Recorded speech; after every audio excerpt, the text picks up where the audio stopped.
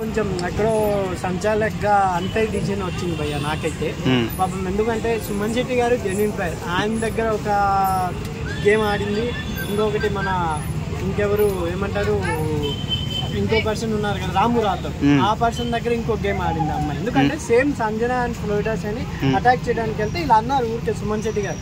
అలా సుమన్ శెట్టి గారు అంటేనే మీరు కొట్టేశారు సుమన్ శెట్టి గారు అని చెప్పి మీరు హెల్మెట్ హెల్మెట్ అనేసి ఆయనకు ఫస్ట్ టైం కామెడీలో చూసే వ్యక్తిని అంత అగ్రెసివ్ గా అంటే తన్నేసి వెళ్ళిపోతున్నాడు. అంత అవసరం లేదు, అంత ఆయన పాపం గేమ్ ఆడడానికి సీరియస్ గా వచ్చాడు, అలా తన్నే వెళ్ళిపోవడం అనేది చాలా తప్పు.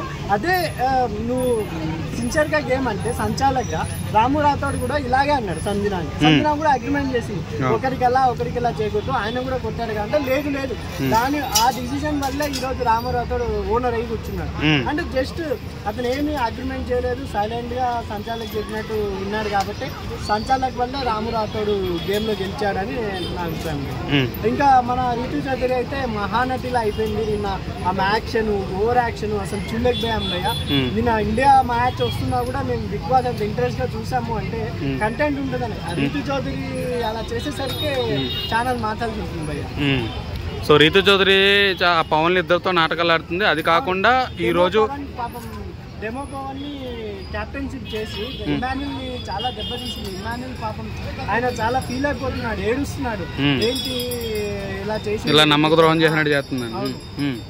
అందుకే నేను అమ్మాయిని ఫ్రెండ్షిప్ గా, ఎందుకంటే ఓనర్స్ వాళ్ళు ఒక గేమ్ పరంగా ఆడుతున్నారు. ఇక్కడ వీళ్ళు ఏంటంటే వీళ్ళు కంటెంట్ ఒక తన టీంని సపోర్ట్ చేయాలి కదా, తన టీం సపోర్ట్ చేయడం వేరే టీం సభ్యుల్ని సపోర్ట్ చేయడం వల్ల అక్కడ కొంతమందికి కూడా మనోభావాలు దెబ్బతిన్నాయి. అదే కానీ ప్రేక్షకులు కూడా రీతు చౌదరి ఏంటి ఇలా డబల్ గేమ్ ఆడుతుందా, ఆ కళ్యాణ్ ఇటులా ఇదేమో కళ్యాణ్ ఇటులా అని చెప్పడం జరుగుతుంది. నిజంగా రీతు చౌదరి కొంచెం ఏదంటారు విష్ణుప్రియ మాదిరి అప్పుడు పృథ్వీకి వేసింది, మళ్ళీ ఇంకొక అతను ఉండే కదా అతనికి వేసింది, లాస్ట్ ఏమో పృథ్వీ నాకు కావాలనిపించింది అనేది. ఇప్పుడు ఇక్కడ కూడా చూడాలి డెమో కళ్యాణ్ నచ్చాడా లేకపోతే ఆర్మీ కళ్యాణ్ నచ్చాడా, ఎవరికి నచ్చాడో తెలీదు. రీతు చౌదరి కూడా డబల్ గేమ్ ప్రోమో చూసారు ఎంతమంది ప్రోమోలో అన్న వద్దన్న బాల్స్ ఉంచన్నాక సుమన్ శెట్టి పట్టుకెళ్ళిపోయాడు.